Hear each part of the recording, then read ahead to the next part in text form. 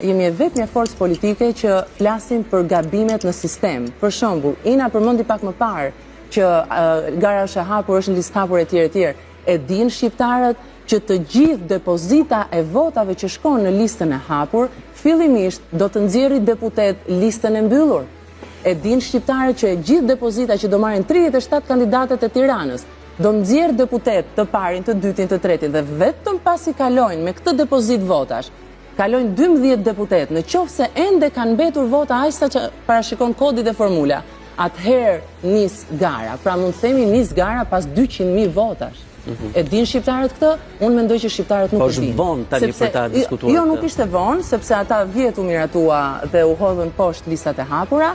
Dhe ne, si parti, i kemi djegur listat e mbyllura, duke kandiduar familjarët tanë, të cilët japin garanci që do japin dorëheqjen. Për këtë, kjo ishte arsyeja, se doli dhe një familjari juaj që ishte pjesë e listave. Absolutisht, kjo është arsyeja.